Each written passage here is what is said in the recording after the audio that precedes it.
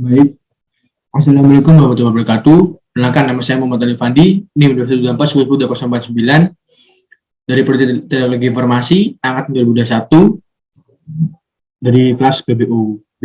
Oke, yang pertama-tama di sini saya akan menjelaskan tentang CRUD, web form sysap, dengan database PostgreSQL, dengan library NPS, NPG SQL. Oke, yang pertama-tama di sini saya akan menjelaskan dari yang paling atas sendiri, dan dari atas sendiri itu yang paling penting adalah ini, yang ketiga ini. Nah, karena di sini merupakan hal yang paling penting, karena di sini untuk menghubungkan untuk kita bagaimana cara kita mengambil database dari PostgreSQL-nya. Jadi dapat kita lihat itu dari using sistem konfigurasinya ya. Jadi di sini untuk kita bagaimana cara kita untuk menghubungkan database tersebut dapat terhubung dengan sysap yang ada di webform ini. Nah, untuk cara menghubungkannya itu kita dapat menggunakannya dengan memanggil sebuah, mungkin hampir sama seperti memanggil sebuah metode dengan metodenya itu NPG-SQL, bukan metode tapi library ya. Jadi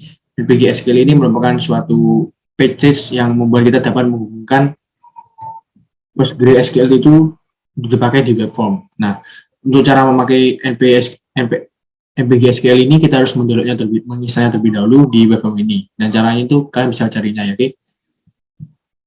Oke, yang pertama-tama dapat saya jelaskan di sini mulai dari ini ya, using connection ini sampai ini. Oke, sini akan menjelaskan ya. Nah, untuk NPGS connection sama connection ini kita memanggilnya ya, kita memanggilnya agar bisa digunakan di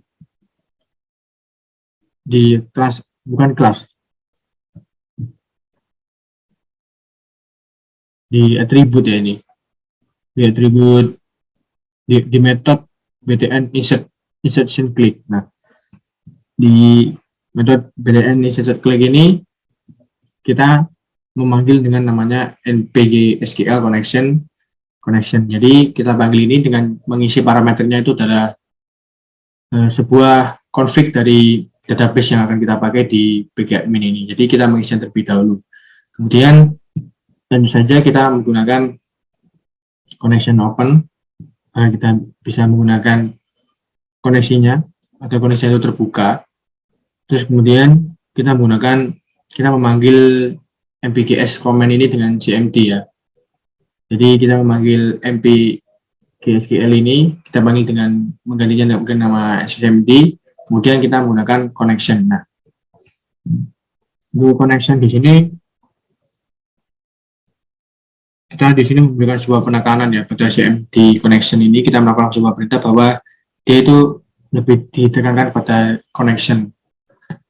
Kemudian jadi agar untuk fungsinya itu terhubung, kita memberikan suatu penekanan dalam penggunaan cmd connection tersebut. Kemudian di cmd command text ya, di cmd command text ini kita berguna untuk mengisi database, karena di sini merupakan sebuah fungsi insert ya. Jadi di sini saat kita melakukan insert value itu, employee-nya ini kan ini adalah merupakan nama tabelnya dari pgadmin kita ya, atau PostgreSQL kita, terus kita dengan menggunakan value @id, @fname, @lname, dan @email ini akan dapat berfungsi jika kita saat mengisinya.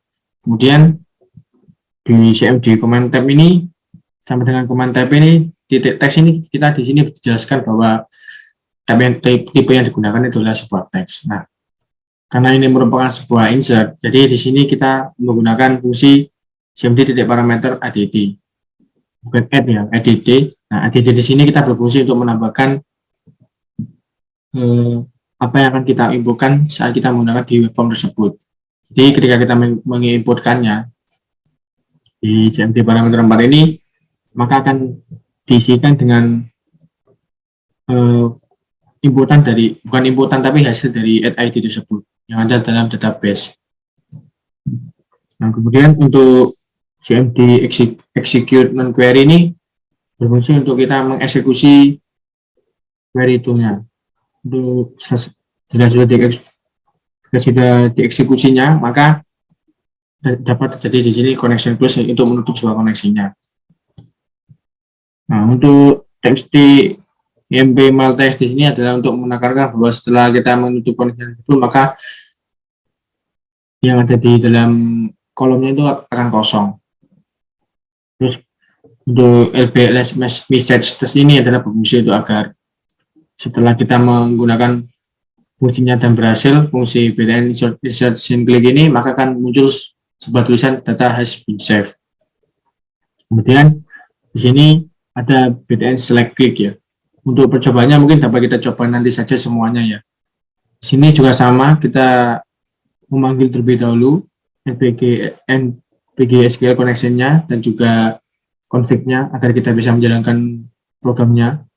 Nah, pertama kita buka dulu untuk koneksinya agar koneksi dapat berjalan. Kemudian sama seperti yang tadi untuk connection itu, dan untuk comment text-nya di sini kita menggunakan sebuah inputan ya, bukan inputan tapi termasuk dalam sebuah fungsionalitas yang ada dalam Postgre-nya itu, bahwa untuk select from ini agar kita dapat memperlihatkan data kita ya. Jadi di select click ini agar kita dapat melihat data yang sudah kita inputkan gitu. Dan untuk tipenya sendiri di sini ditekan bahwa tipenya adalah sebuah teks. Nah, untuk NPG data updater ini agar kita dapat menghubungkan sebuah datanya dan ditekankan untuk dengan menggunakan nama DA, dan data file-nya di sini jelaskan dengan ditekankan kembali dengan memanggil dengan nama DT ya di sini. Nah, untuk DA file ini di sini kita untuk menjelaskan bahwa DA ini akan berisi sebuah DT. Jadi data update-nya itu akan diisi dengan sebuah data tabel itu DT. Nah, untuk JMD display dan request ini mungkin sama ya. Data koneksi sudah berhenti, dan untuk grid view data source sama dengan DT, dan grid view 1 data bin ini di sini kita untuk memperlihatkan bahwa di dalam grid view tersebut maka akan dihasilkan sebuah data DT yang dipanggil tersebut atau yang kita ambil dari PostgreSQL-nya. Kemudian kita lanjut di BTN update click ya. Untuk BTN update click ini kita jelaskan, yaitu sebuah fungsionalitas untuk kita mengupdate sebuah data untuk menjadi data yang lebih baru. Mungkin untuk dari yang atas sampai sini hampir sama ya, sudah saya jelaskan tadi.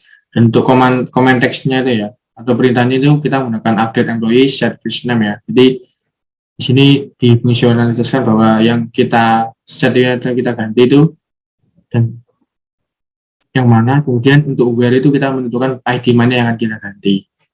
Ya, mungkin untuk parameternya sama ya, kita menggunakan fungsionalitas add. Jadi ketika command text-nya sudah berjalan, update-nya, nah maka data tersebut akan dihasilkan di sini. Jadi untuk teks IMP teks ini akan diisi dengan add F6 yang sudah kita update tadi. Nah, mungkin sama execute-nya seperti ini. Nah, ini saya jelaskan tadi. Terus di IMP teks seperti apa, titik teks ini agar nilainya jika kita sudah koneksinya itu sudah berhenti atau sudah kita tutup, kita sudah mengeksekusi non-query-nya ini, maka hasilnya akan kosong ya. Dan untuk ketika sudah berhasil di programnya, maka hasilnya akan ada has been update ini. Kemudian di sini terdapat sebuah metode yaitu BTN delete click ya. Nah, delete click ini fungsionalitaskan untuk menghapus datanya. Jadi sama ya sampai sini, ini sama. Nah, ini untuk membuka koneksinya ya agar saling terhubung dan dengan PostgreSQL-nya, database-nya. Nah, untuk di comment text-nya ini kita menggunakan komentar yang berada dalam Postgre tersebut, yaitu delete from employee where ID ya. Jadi di sini kita menentukan terlebih dahulu ID mana yang akan kita hapus dengan menggunakan nama ID. Dan untuk parameternya, dan di sini kita memanggil dengan npg SQL parameter untuk kita menentukan parameter ID ini berfungsi untuk mengganti dengan hasil inputan yang akan kita delete tersebut. Jadi hasil tersebut akan menjadi kosong dan ditekankan bahwa dalam database-nya itu akan menghilang gitu. Jadi sudah tidak ada. Nah, yang untuk yang ini sama ya, kita yang saya jelaskan tadi. Mungkin sekarang kita akan mencoba untuk menjalankan programnya. Nah, seperti ini. Untuk menjalankan programnya, yang pertama-tama,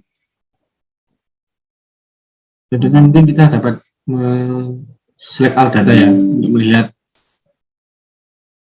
data yang sudah saya buat tadi. Mungkin saya sudah mengisikan datanya saat di PostgreSQL-nya. Nah, ini data yang sudah saya isi. Nah, untuk kita menggunakan sebuah fungsinya itu untuk insert itu, kita pertama bisa menambahkan ID-nya. Nah, di sini saya menggunakan ID-nya itu kita isi dengan otomatis, kayak kita isi sendiri ya, tidak auto increment. Kemudian namanya misalkan ya ARA ya, NDR, NDR mungkin.